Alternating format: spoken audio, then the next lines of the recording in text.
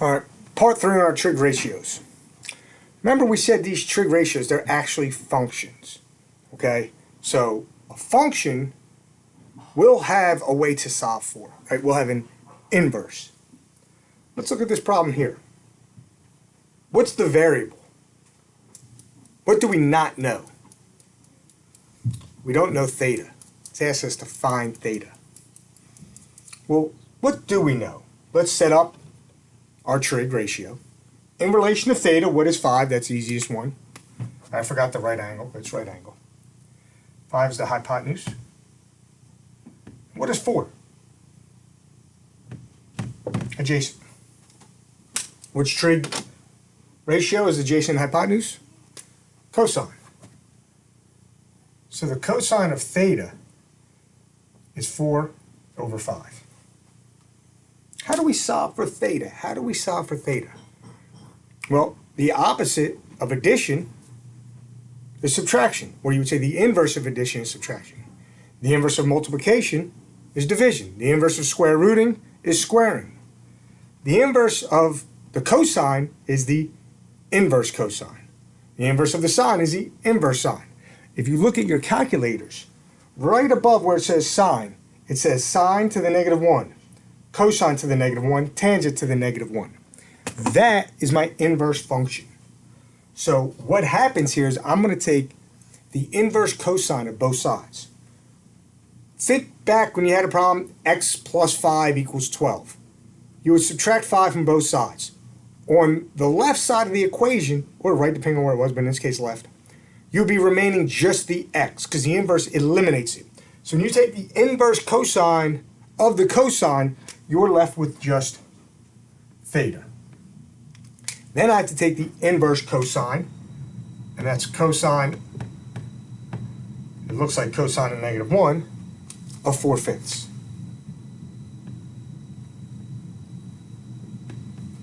So theta equals, let's find out. So you're going to push your keystrokes, you're going to push second cosine, and then it'll come up on your calculator, cosine to the -1, that gives you 4 divided by 5, and parentheses.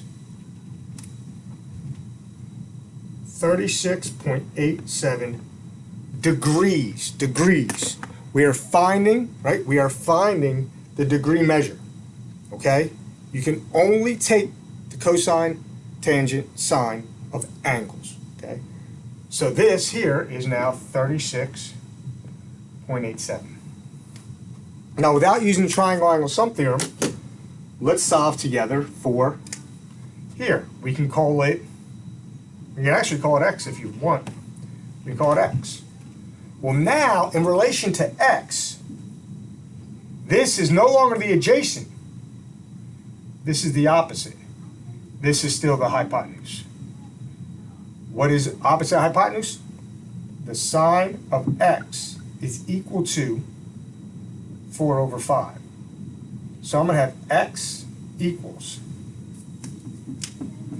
the inverse sine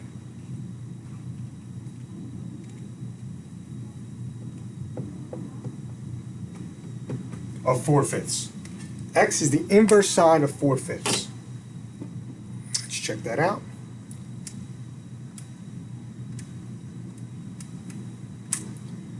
What should it approximately be? Theta and x have to add up to 90. So it should be in that 53-ish range. And what happens? 53.13 degrees. Okay.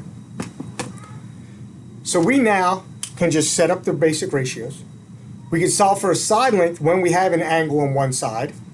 And we can solve for an angle if we have two sides. Okay? It's a lot. Try to spread it out as much as possible. Just take your time, watch the videos, go back into your notes, see what you can do. Post any questions below or on our classroom. Okay? Tomorrow's assignment is just going to be application of it. Right? It's just going to be application of sines and cosines and things of that nature. And then the next day and the next day. So we're going to be doing this for about the rest of the week. Okay? We'll be handling this the rest of the week, and then we'll be off on spring break. Right? Thanks again for joining me, hanging in there. I hope you keep this math is keeping you sane. I know it's tough not having geometry every single day live. I don't know how people do it, right? But thanks for joining me. Hope all is good. Post any questions that you have. Email Classroom on here. Whatever you need. All right, Mr. Brocco's always here. Have a nice weekend there, children.